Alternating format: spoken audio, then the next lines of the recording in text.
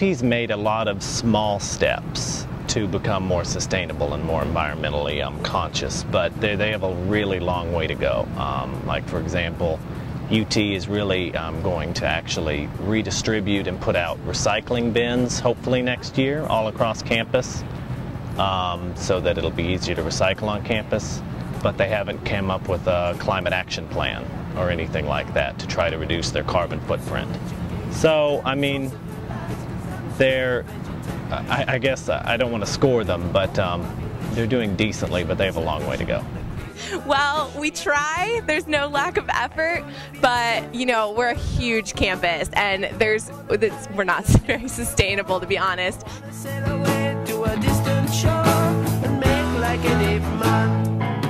Well, sparingly, none of the liberal arts buildings really have any coherent recycling. The only ones that I can really think of that do have a coherent recycling, and I could be wrong here, is business, and I think engineering's working on theirs, having a kind of a coherent recycling thing throughout. I mean, the others are just sparing.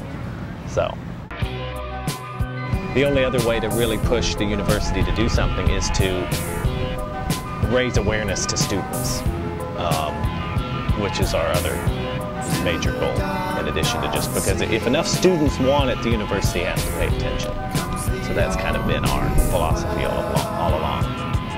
How often do you usually recycle? If you have a can that can be recycled, do you search out and look for a place to recycle that? Not really, no. I mean, if there's a recycling thing, you know, nearby, I'll use it, but you know, it's not in my best interest to walk around and try and seek out a recycling can, you know, it's just, why? How often do you recycle? I never recycle. Never? Well, it's very rare the times when I recycle. It's pretty much never. Why not? I don't know, I think it's maybe a little bit of laziness, and also the fact that the problem doesn't seem to be very immediate. Immediate for you?